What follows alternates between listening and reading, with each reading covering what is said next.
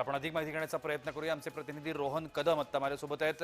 रोहन, पंजाबमधली काही दृश्य किंवा पंजाबमधल्या काही व्यक्तींनी आता प्रतिक्रिया दिलेल्या आहेत की कशा पद्धतीने त्या ठिकाणी हल्ला झाला, त्यानंतर त्या ठिकाणी मोठा स्फोट झाला आणि मोठे आगीचे लोळ त्या ठिकाणी उठल्याचं देखील या सगळ्या व्यक्तींनी सांगितलं। एकूणच ज्या पद्धतीने आता पाकिस्तान हल्ले करण्याचा प्रयत्न करतोय, त्यांना युद्धच करायचं आहे भारतासोबत, हे थोडं थोडं आता स्पष्ट होत चाललंय।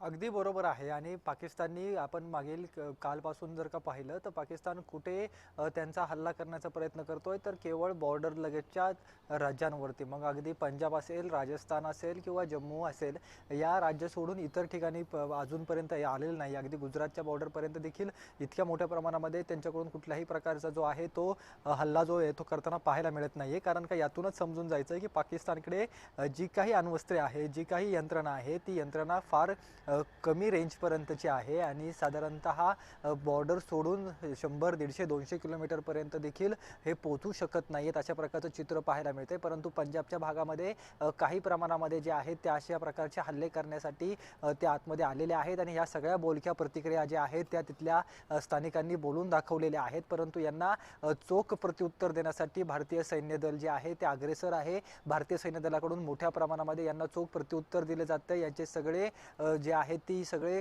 असफल इरादे करायचा प्रयत्न जो आहे तो आपल्याकडून केला जातोय। कारण का मोठ्या प्रमाणामध्ये यांनी जे आहे ते यांची अण्वस्त्रे भारतावरती डागण्याचा प्रयत्न केलेला होता। मध्ये एक त्याच्यामध्ये चायनाचे काही मिसाईल्स टाकलेले होते, ते देखील आपण पाडलेले आहेत। 400 पेक्षा जास्त ड्रोन्स आपण त्यांचे कालपासून पाडलेले आपल्याला पाहायला मिळत आहेत। परंतु कमर्शियल विमानांना पासून जे ड्रोन्स जे त्यांनी काल पाठवलेले होते, आज देखील तशा प्रकारचे ड्रोन्स त्यांच्याकडून जर आले तर मोठ्या प्रमाणामध्ये भारताकडून देखील प्रत्युत्तर दिलं जाईल। आपण देखील या सगळ्याला जो आहे तो आता तयारी केलेली पाहायला मिळते। नॅशनल सिक्युरिटी एजन्सीची देखील बैठक काही वेळापूर्वी अजित डोवाल यांच्या माध्यमातून झालेली आहे। त्याचबरोबर संरक्षण विभागाची बैठका सुरू आहेत, त्यामुळे परराष्ट्र विभागाच्या बैठका सुरू आहेत। रोहन, मी तुम्हाला जरासं थांबवतोय। एक महत्त्वाची बातमी आपल्यापर्यंत पोहोचतीये।